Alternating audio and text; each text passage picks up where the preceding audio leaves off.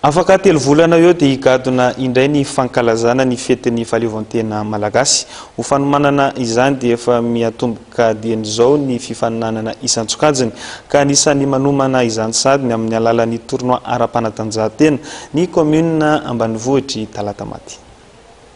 Nosokafana tamin'ny fomba ofisialy omaly alahady 10 aprily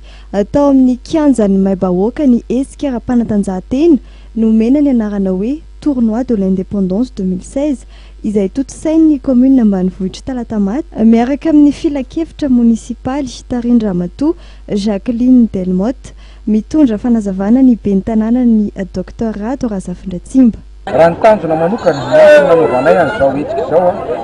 dia fanehoana aloha firaisakiny zay dia miainga avy any aminay mpitondra aloha dia taritina makany amin'ny vahoaka izy seho amin'ny vahoaka zany fa marahina mitondra ny commune talata maty na dia nisy aby isa samihafa teo amin'ny fanomana fifidianana taolina fifidianana rehefa tena mivoaka ny tena valin'ny ofisialy dia samy nameraka ny ambony ary tsy jery afa-tsy ny tombontsoan'ny commune ka ny antony nanaovana an'ity zany marina fisataony zay manao an'izao indépendance zao fa fanamarina satria fety ny andro fa ny hevi-dalina anatiny dia hoe ity zany fitaovam-pitseratsera amin'ireo vahoaka eto ny commune talata maty miainga avy any amin'ny zokony indrindra mety misy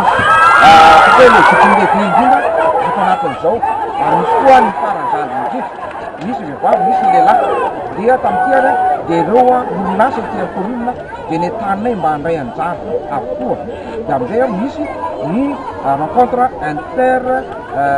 société entreprise. Ekipa Empolo no mandray anjara amin'izany ataranja 3 karazana no ifaninanana dia ny foot 7 lasivavy ny open basket ary ny tsipika nitibe.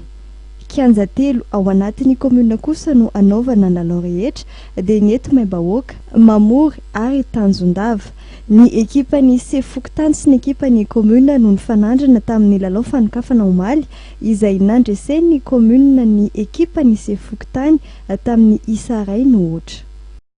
Eny ary mpijery ajaina dia izay indray masaka azona tolotra ho antsika tamin'ity alina ity. Raha iverenana kosa ireo vaovao nisongadina izay notanterana tamintsika teto dia raha mpitso no anatanterana ny fifamindram-pahefana teo amin'ny Premier ministre teo aloha ny Jeneraly Ravelonarivo Jean sy ny Premier ministre vaovao Mahafaly Solondrasana Olivier hiditra amin'ny fandrodanana ireo trano miorina tsy ara-dalàna ihany koa ny anivon'ny commune Antananarivo Renivohitra. Izay ary masaka mijery ajaina ka mifamefotrentsika amin'ny fotoana manaraka. Veloma tompoko lahy, veloma tompoko vavy.